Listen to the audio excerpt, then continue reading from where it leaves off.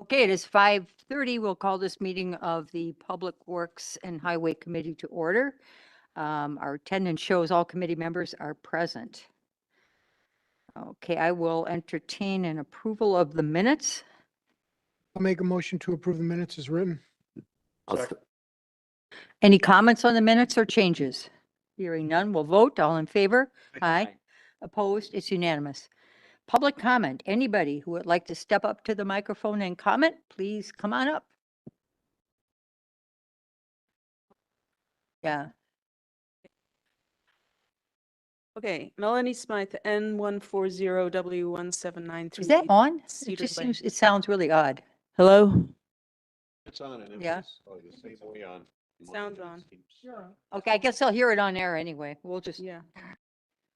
So there's just two things. It seems like the Utility Advisory Committee is having a hard time getting scheduled for any kind of meeting. And I know there's a lot of things that they have on their list to provide commentary to you guys about. So I don't know if there's anything that you guys can do about that or not, but they should have reviewed the sewer pack information. They should be looking at the applications for the water and sewer extension. They should be looking at the accounting of the hours of our village's staff in assistance to Richfield and the project and what that might look like. Which is my other question is, have we started any kind of reporting structure or on what those hours may be on a monthly basis, whether it's billed at the end of the year or whenever the hourly quantity of time and money is sent, invoiced over to Richfield is what I'm trying to say. I think it would be good to look at the number of hours that the different staff people from our village is providing assistance on this project. So I don't know if that's something that you can put as a regular agenda item report, but inquiring people want to know. So thank you. thank you. Do you have a meeting scheduled? Did you want I'm not a to? for Oh, you're not? Okay, Dennis Myers is taking my place. okay. And we will, I'll ask Dennis when we see him and see what might be scheduled. Okay, moving on to new business, resolution adopting 2022 compliance and maintenance annual report.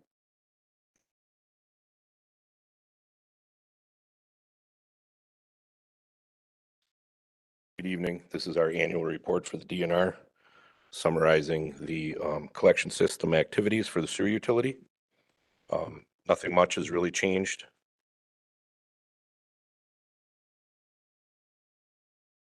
It needs to be adopted by resolution in order to renew our general permit.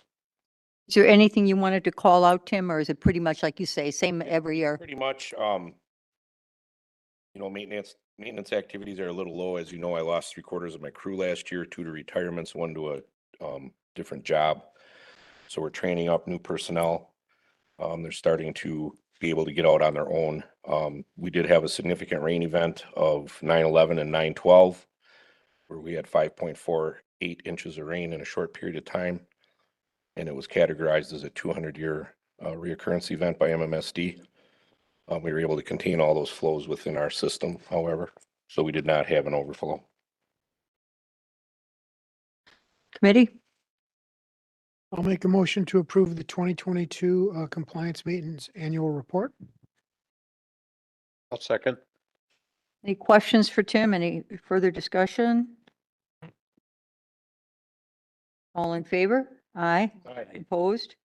It's unanimous. Thank you. Thank you, Tim. Moving on to the Emerald Ash Borer Treatment report, I presume. Those trees should all be dead by now, right? I mean, not the ones you're treating, but otherwise, It's funny. I still see a few that are have really. signs of holding s- on here and there. I But even see fewer dead trees, which is nice. People Yeah. are taking them down. yeah, you get into those wooded areas and you really start to see it. Well, good evening again. Obviously, this is something that we've been bringing before you for the last roughly decade or so.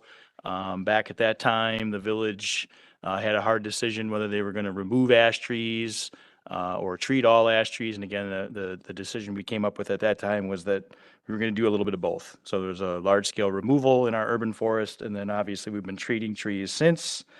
So again, we're coming to you with a biannual treatment. We did go out and solicit pricing from 8 area vendors. We actually only received a proposal back from 1. I'm bringing it before you tonight still with a positive recommendation, or hoping for a positive recommendation to approve it.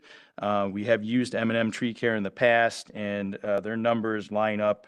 Again, the number of inches we're treating this year, comparatively, their numbers line up pretty well with the proposal we received last year. So again, I would recommend moving forward. Obviously, this time of year is when the tree is uptaking, and so we don't want to put this project off. We want to get that injection done while the tree is uptaking and can take that in. So that would be my recommendation. If we move forward, that would be out of our non-borrowed street tree maintenance account, 10-553-530-5290. So it does appear to be working. Now, we've been into this for several years. Yep, it is working. Again, those trees are assessed by Wachtell each year as we're getting ready to do this. Right in the contract, there's some language where the contractor, so Wachtell is obviously doing it as the leaf is kind of coming out and forming. The work is kind of taking place a little bit later in the summer, June here in the next couple weeks. There is some language where the contractor, as they're doing the work, if they're seeing something different than what Wachtell's seen earlier in the year, they can call and see what we want to do at that point. So the system works really well. I will also share, in the last couple of years, we've been talking about, hey, we're doing this on a biannual basis. And we're starting to find there's some new information out there. I think we talked about this a little bit, where we're seeing that the residual chemical that's in the tree should probably last us a little bit longer. The infestation is always going to be around, but it's reducing in our area.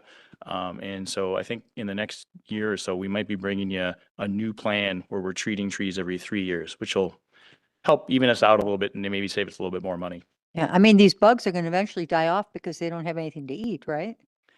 You know, I asked that question and the answer was no. They'll always be around. And so I think the best we're going to hope for is at this point, reducing the amount of times we need to treat a tree, or the length of time in between Okay. the treatments. Committee? Move approval of awarding the contract to M&M Tree Care for $10,675. I'll second that. Questions, discussion? Yes. So not to be the tree Grinch here, that's not a role I usually play. So $73.62 per tree. How much is a new tree? I mean, a new tree, you know, again, our price was around $400 on average planted for a new tree. And I think if I'm reading between the lines, we're asking the question, hey, how long do we keep doing this, and what is the value we're getting? Well, it kind of, yeah. So eventually they're gonna die, right? I mean, eventually we're all gonna die. So You walked in at a good time. It's a dark meeting tonight. It's a Yeah. dark meeting. bad time to walk in. So is the rate of return here, or should we start looking at other solutions, I guess, would be my question. Yeah, I think those are certainly things we can discuss. Some of the other things to consider, when we were selecting areas where we were keeping trees, a lot of that was, you know, in parks and different locations where they did bring a lot of aesthetic value.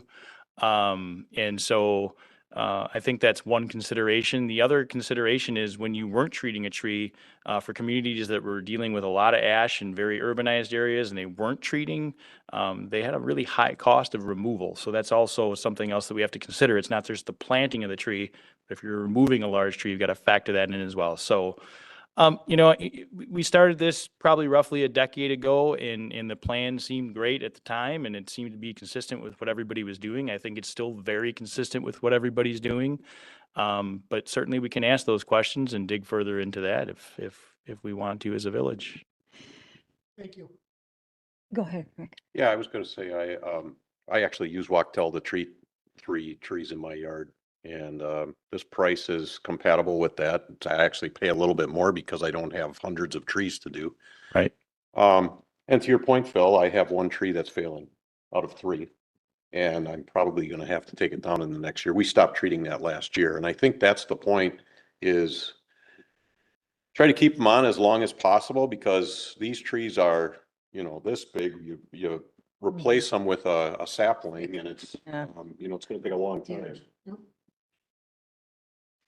And I guess my comment on that would be to the caliper of the tree. I'm sure we're treating some monsters that are beautiful trees. Yep. And I'm fine doing it this year, and we can think about it, as we move forward. And hopefully we're replacing or putting another tree somewhere in its near vicinity and give that new tree a chance to build up a little bit before we take these trees down or give up on them. I mean, if they're beautiful and they're working, I think it's worth it. And again, just to add to that, one of the trees in particular, again, will potentially be in Fireman's Park tomorrow for the 4th of July meeting, and we'll look around, and as we're doing that, there's a big gorgeous ash tree in the back of the fire department. Again, those are the kinds of things that we were looking to save at that time. Yeah, okay. We have a motion? Mhm. Okay, any more comments? Any more discussion? Okay, we'll vote. All in favor? Aye. Aye. Opposed? It's unanimous. Thank you very much. Thank you, Scott. Increased cost for the Department of Transportation project at Lannon and Maple Roads. That's me. I'll give a little recap of what this project involves first. This is Landon and Maple. This is basically the Quick Trip intersection. This project was arrived at through the hazardous intersection evaluation we did of 30 intersections, and they came up that this intersection had a higher accident rate, and they came back, the DOT being they came back with a plan. And the plan basically involves, if you're eastbound on, the major changes are if you're eastbound on Mac 1 Lannon at the Maple intersection, they're going to construct a right turn lane to go southbound, which doesn't exist nowadays. People are just driving over the curb and the gravel. Also, northbound on Maple, when you come up at a Quick Trip and you wait at the intersection, they're going to install a right turn lane to go eastbound onto Mequon Road. Some other little minor changes on the north side, they're changing the size and configuration of an island to contract a turning movement of southbound to go westbound. There's some indications in the study that cars turning aren't sure because of the vision, and then the car behind them thinks they're going, and they don't go, and they have a rear end accident. And the way to change it is to change the turning movement on that. So that's basically the scope of that project. What happened was they bid this out, and the project construction came back in much higher than what they had originally estimated it to be. And so originally they estimated that our cost would be in the area of around $81,000. 11,000 of that, I'm just doing round numbers, 11,000 of that is design. That hasn't changed with the change. But the 69, almost $70,000 has changed from $70,000 to, of our point, to $279,540. The overall construction went from basically 700,000 to $1,024,000. Wow. Did they explain why or anything? They're just feeling it's just the cost of doing construction now and materials. Some work with the traffic lights. They're doing some minimal work with that. So they did find, and I said they're trying to find extra funding. They did come back and find some extra funding in their budgeting process of about $90,000 in round numbers again. So we're not taking the full brunt of that. They've maxed out what they can give us. So I just got this email today, just this morning, which is perfect timing. Our increase of cost would be $209,611. I met with Steve Kreckle this morning to discuss this. We do have the money within the ARPA funds that was budgeted towards the roads. We do have money in there. We do have some money left from the jurisdictional transfer of Goldendale Road. It wasn't all used on Country Air Drive. So we feel we have the money already in-house, stretching some things where we can cover this extra cost. I think the intersection needs to be reconstructed. It's just not, it doesn't function well. Well, and this is the state, and they're coming to us saying this is the cost. I mean, we really don't have any any way around that. And the reality is, it's probably the one intersection we get the most phone calls on. People begging for a right turn lane on that, on Maple. So I personally think we have to go ahead with it too. And it is quite a bit of work on that northbound Maple to make the right turn. They're gonna have to move the traffic light base. They're gonna have to fill in a big ditch on that southeast corner and move the culvert and drainage. So it is a lot of work. This project is involving a lot of work. So I'm bringing it forward to you. It is a substantial amount increase. I'm saying we do have the funds in one or two different locations. And so we can cover that, and we would need a motion to do that, and then this has to go to the village board because of Right. the cost. When do they propose to do this project? Next year, they're going into the design, and it should be constructed in 23 Okay, that's good. or 24. Usually it's 5 years out or something. No, this is their final numbers. They're getting the contractors lined up now and getting it all finalized up. And Question on those numbers, Larry. So we had $80,000 already earmarked for it from the ARPA funds. Well, what would the additional portion be? 209,611, so just under 210. Additional 209,000? Yeah. Mm-hmm. 289. Yeah, their estimated, the original estimated cost was, let me say, 700,000, and now their bid came in at 1,023,572. So this So- one here, the explanation where it says additional cost of 130, it's now additional cost of 209. Right, the initial cost of 130 was an email I received about a month ago when this first surfaced, and that was what the cost, what I was received in an email as an estimated cost. Then when I saw this morning, I just, holy cow, they were off. But this is the email I And received, that's so. after they found the 90,000 in funds? Yeah, they found about, and these are round numbers, they found about $90,000 in extra funds. Our contribution from them has to max out at $750,000. So they're at around 745,000 is what they're giving. And the design, the design cost, engineering cost, that didn't change, that stayed the same. We were anticipating 80,000 and now it's going to be the 210. It's actually 200. It's actually, if you add in the Yeah. other 10, it's 291,409. Used to be Yeah. 81,000. And that's what you want the motion to include, the $291,000. 209,611. 9 rather. 209,611.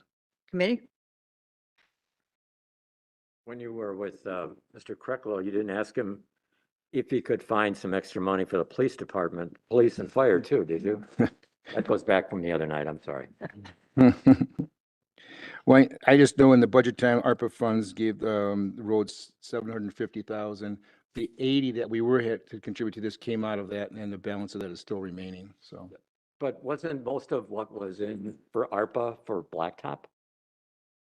For blacktopping roads or not? Well, it was just for roads, to get roads done, and we assumed it was for reconstructing roads. This is still reconstructing roads, so Okay, I figured it could be placed towards that. That's your choice, that's your motion, your decision. so you're saying it could come out of the jurisdictional? There's some money left in the jurisdictional transfer that we used for country air reconstruction. Okay, That came under the estimated amount. There's some money there. I don't know the exact number. It was 60 or 60,000 or so. And then we could apply that here. Mr. Krekalo even suggested that we could look at general fund reserves, general jurisdictional transfer funds and ARPA funds. But when I look back after our discussion, I look back and found that we only used about $80,000 of the ARPA fund money that was designated to be used for road construction, so. What about the jurisdictional transfer of Freistadt Road? That money is totally available also. That hasn't been touched. I don't remember that like 690,000-ish, 720,000 that. Oh, It's in the ballpark of 700, I think. I don't recall the exact number right now. So does motion need to include where we're getting this from? This is going to village board, I'm assuming. That's a good question, That's- because the village board can obviously change that. The 209,000, I'm thinking that it has to get approved. by the Yeah. board. Oh, yes, you guys, Totally. we have to send it to the board, absolutely. We could recommend where the money's coming from, or you can make a motion and not make a recommendation, just, but that, it's up to you. It's gonna have I to be guess- determined at the board level, then. I'll make a motion to send it to the village board with a positive approval or positive recommendation. recommendation for 209,061, 611. 611. And I'm gonna leave it at that. I don't want to, I want to hear more from, Steve, from Administrator Krecklo, how we're gonna fund this. Second it. Discussion. Anything else? We'll vote, all in favor? So that 209, I'm sorry. That's okay. So that 209, 611 is additional on top of the 80, right? Okay. The 80, yeah. Okay. Anything else? All in favor? Aye. Opposed? It's unanimous. So that's obviously not on the consent agenda. It's got to be on, right. Okay, moving on. Grading easement for Holy Hill Road reconstruction, the Wetero easement. So during the construction of Holy Hill Road, and where the power poles ended up on the property line, it became evident that we needed to acquire more land from the property owner to do a proper back sloping after the sidewalk to the, it would be to the south. His property is in the south of there. And working with Mr. Wetterow and trying to come up with an equitable way of doing this, we calculated the areas. I had the engineers, draw up what we had to do accurately. Came up with the acreage that was there, and I assumed he'd be looking at what the land is selling for there, which is 90 to 100 to maybe even more in some areas. And he suggested just using the 75,000 per acre times the acres we have that we needed from him. And we've basically taken his, by doing this, we took farmland out of production. It wasn't where we just, pushed in the farmland and he could farm it again. We took his farming land away also. And if you ever dealt with a farmer, when you've gone across his farmland, they will actually, you'll actually pay for the next 10 years after you get done with your easement through there because they have lower crop production for that, almost that period of time. So I felt it was a very fair, we just passed our attorney Sadak. He thought it was a very fair number also. He's reviewed all this. And so to acquire the permanent easement, grading easement, we arrived at a cost of $27,000. That's total. Yes. It's very nice of the Wetteros. It's going to look very nice. He's going to plant grass. It's going to be all mowed and he's putting trees in there and everything. I'll make a motion to approve the purchase of the easement for amount of $27,000 and forward to village board with a positive recommendation. I'll second. Questions, discussion? It is steep. It's very steep there. I hadn't noticed. I got to take a closer look at that. It's close to the Goldendale intersection and, yeah. It's all seeded now. It's all matted and seeded. It's done. More questions? None? We'll vote. All in favor? Aye. Opposed? It's unanimous. The next two items are similar. Let me say the words. Capstone, 41 Development, Public Water Main and Sanitary Sewer Easement. Okay. So this item is the Capstone Development, as approved originally, has 3 buildings. Building 1 was completed a year ago and occupied. They're building 2, all the walls are up now. They're starting to put the steel for the roof. But this design changed from the first building, where the first building took the lateral that we we constructed for them and ran it directly into the north side of their building. It turns out that really compromised how they could lay out the inside of their building. And it also turns out that if they run the private hydrants off of their fire pump, didn't know this, our fire department cannot connect onto those because the pressure is too high. So between Fire Chief Delane wanting to look at different aspects on how to fight a fire in there, and they wanting to change the layout in their building, they wanted to install a water main on their site, around their east side of the building and around the back side. That's where that becomes public water main for us. We maintain it. We make sure it's all connected to our system. And that's what this easement is for them giving us the easement. They construct the water main. They turn the water main over to the village at no cost.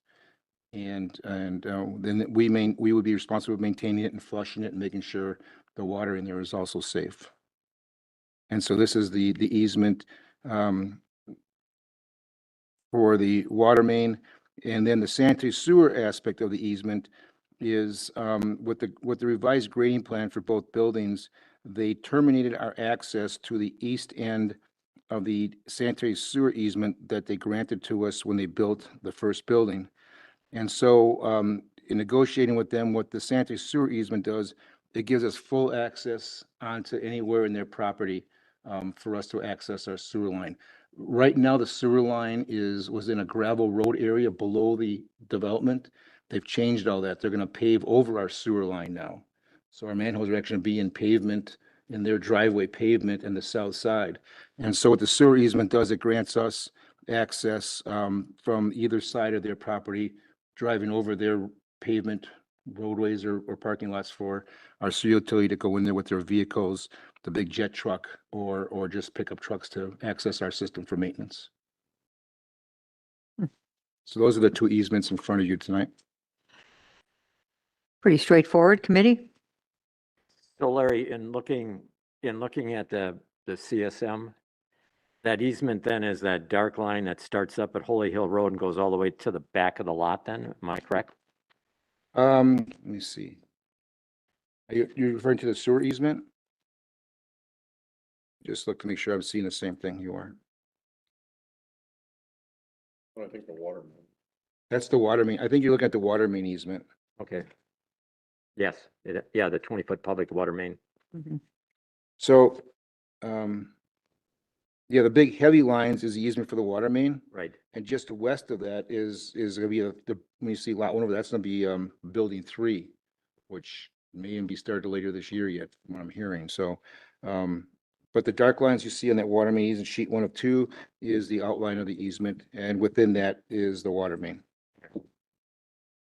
And the legal description follows behind that. Committee? I would move that we approve the easement and forward it to the village board with a positive recommendation. Second.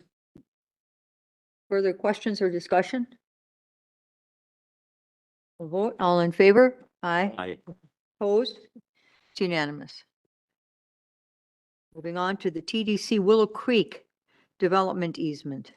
So this is the TDC Willow Creek easement is the Dickman development going on. The last lot in the Willow Creek Business Park.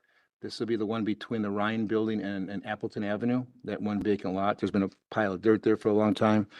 And so what they're doing, twofold. One is they're relaying the sanitary sewer and water main that was installed with the industrial park to better configure the orientation of their building on the site. And so they're going to relay that. That requires them to alter that easement, amend that easement. And then they are installing water main on their site, which that water main will become public water main with an easement also. So it's typically what we've been doing in all our large commercial developments. If they're running water main or sanitary sewer on their sites, we're having all that placed within either a 20-foot or a 30-foot easement, depending if it's one or both utilities. And that's what this is regarding.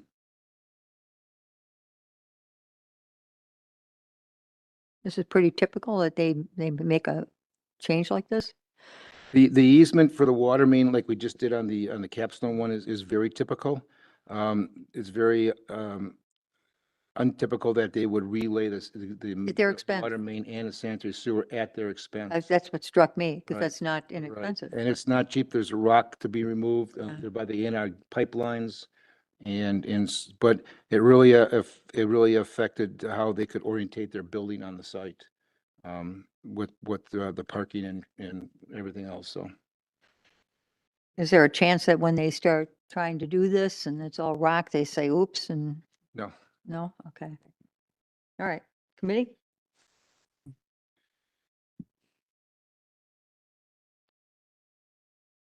Have a motion? I'll make a motion to approve the easement of TDC Willow Creek LLC and forward to the village board with a positive recommendation. I'll second that. Anybody have questions or comments? All in favor? Aye. Aye. Opposed? It's unanimous. Okay, award of contract for Legend Avenue culvert replacement. Larry? I like bringing this kind of a project forward because they beat our estimate. So I don't know if you're familiar with this, but Legend Drive proceeding south from Mequon Road. And about a block or so south, there's a large twin CMP metal culverts that cross Legend, and there's a big drainage swale that comes all the way from Pilgrim and continues west. Those culverts are failing. The road is starting to settle. A couple of the metal end walls on the west side are actually rusted and falling. They're just falling apart. Wow. And there's also a lot of sediment built up, so the flow in the drainage way is actually blocked from one of the culverts. They're pretty old, aren't they, Larry? They look very old to me. I don't know the data, but they look very old. And the other thing that was very unusual is there is a catch basin on each side of the road, on the east and west side of the road, which were constructed on top of the metal culverts. I have never seen that. We've done it on top of concrete pipe, which we're doing on our replacement pipe. And those are failing. Those are starting to settle. You can see the curb line settling. So we've had this surveyed and designed and put out the bid. We had 8 bidders, which was fantastic for a job this size. And we had an engineer's estimate originally around $150,000. And the low bid was by Wonder Construction of $104,917. The funds for this project are going to come out of account 40-541, 570, 88, and 92, which is a fund that I had started. It was CIP funds for storm drainage system repairs.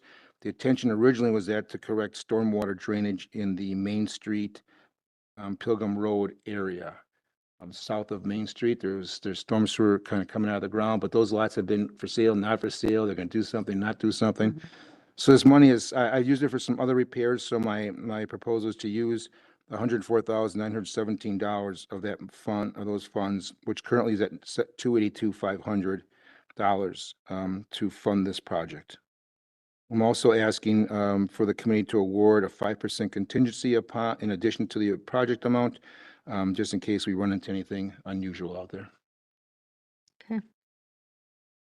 We are replacing the metal pipe with concrete pipe. They're going to have concrete end wells. They will be capped off between the two, so it doesn't flow and it's less maintenance. You'll see riprap, large limestone riprap on each side, and we're going to grade to get rid of the sediment that built up in the ditch. And also there's a 30-inch pipe that comes from the south. We're going to take one section of pipe off and put a concrete end wall on that. Right now, it's just a pipe that just ends. So it just drops off and causes erosion. Mm. So we're going to take a piece of pipe off and put an end wall on, flared end wall section, and make it right. And that's all part of this project. How long do we anticipate this to last once we fix Concrete, it all up? concrete pipe like that'll last 50 years. Good, okay. It's in there for a lifetime. Committee? Make a motion to contract with Wonder Construction in the amount of $104,971 plus a 5% contingency fee for a total of $110,167. I'll second that. Questions? Comments? All in favor? Aye. I, Opposed? It's unanimous. Moving on to H, Development Agreement. Dickman at Willow Creek. This is our standard development agreement. There's nothing unusual in here. There's no village funds or anything being contributed to this project. This development agreement is really just to cover the public water main and sanitary sewer work that's being done in the project, which was, we kind of addressed with that easement a couple items prior. The village attorney has reviewed this and the following development agreements. Any corrections that he had, we made at this time. And again, it's just our standard development agreement that we've done for every other project we've done in the last 5 years. Okay. Committee? I would move for approval of the development agreement for Dickman Willow Creek. And incorporate any changes, although you said the attorney has looked at it Yeah, the motion would be nice. The motion would say incorporating changes prior to. prior the village board. to, okay. I'll second. Plan Commission's obviously looked at this, or no? Land Commission they never review our development agreements. They do all the site agreements. And this is just Okay. dealing with the engineering part of them putting the water main in. The water main is reviewed during the Okay. planning and Right. review process Okay. through that, but Can ask that too. Yeah. Well, you'd think they would, but I guess we're the experts at that. Okay, motion and a second. Any other questions for Larry? Hearing none, we'll vote. All in favor? Aye. Aye. Opposed? It's unanimous. All right, that moves us on to development agreement for Keller F Street Town 9 Industrial Park. So this is the site that's being built right adjacent to our new DPW facility on Wasaki Road in the southwest corner of Wasaki and Donges Bay Road. Again, this development agreement is just covering the public entities involved, which is sanitary sewer and water main that are on the site. They will construct the water and sanitary sewer to our specifications, place them in an easement, and then turn it all over to the village. And again, the development agreement incorporates that they have to follow our specifications, dictates the alignment that's been approved, reviewed and approved. And this agreement, again, just covers the public improvements. And has been reviewed by the village attorney? Yes. Okay. Ready? I'd move for the approval of the development agreement for the Keller F Street, Town 9 Industrial Park. I'll second.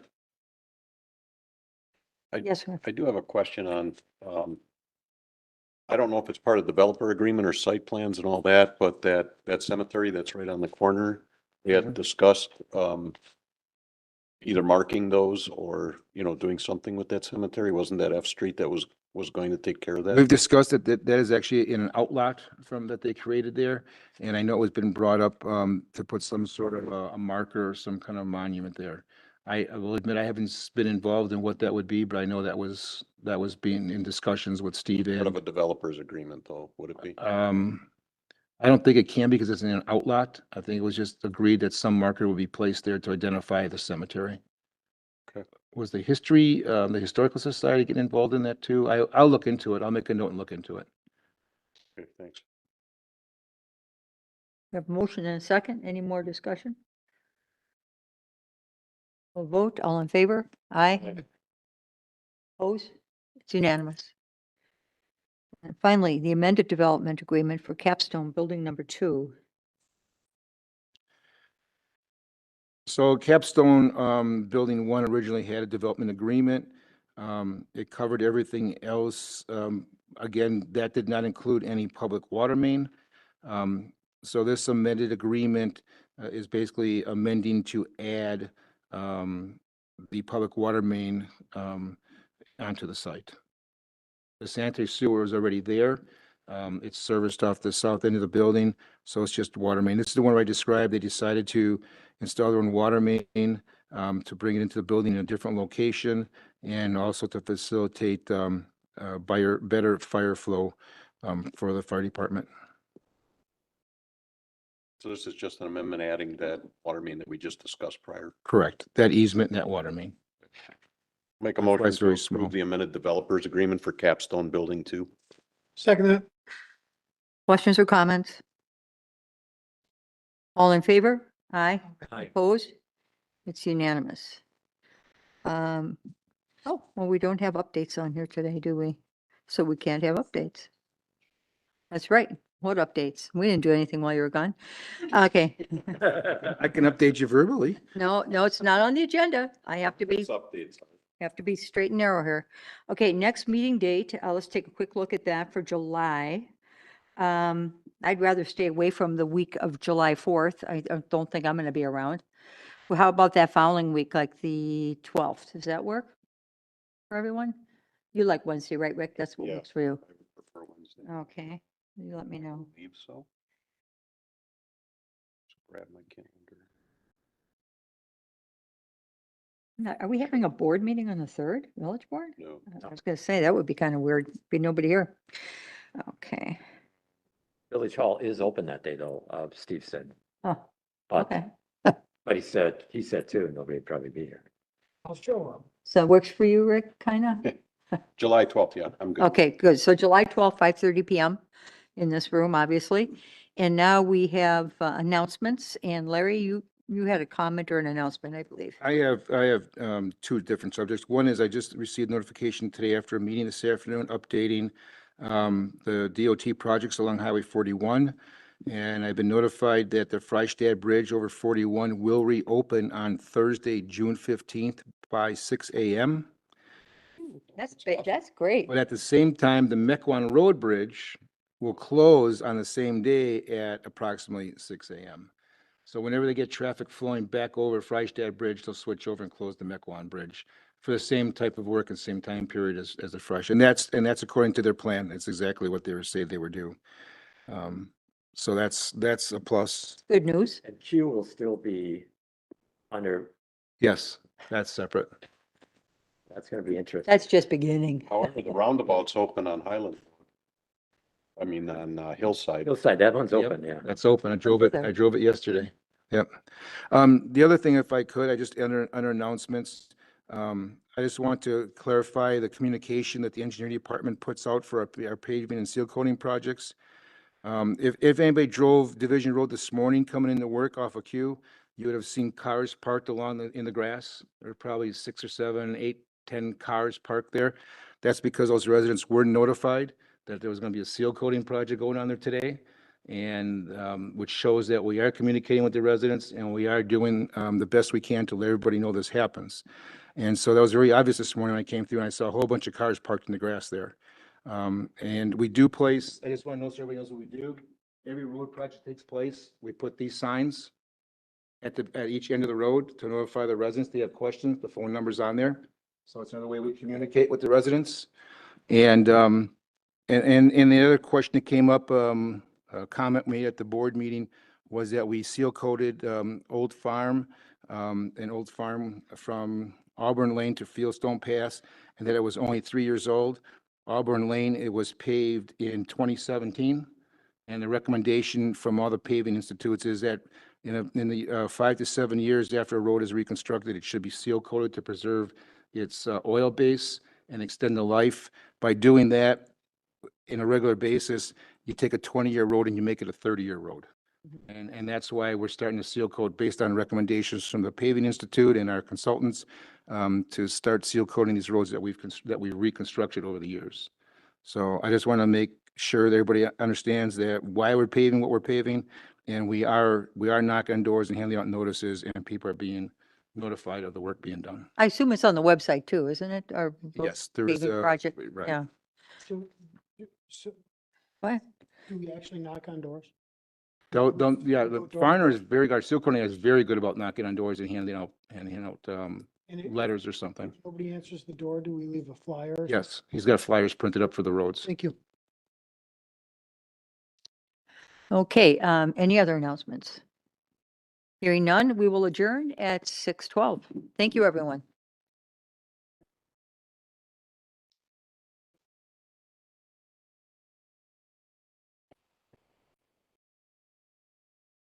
One more of these.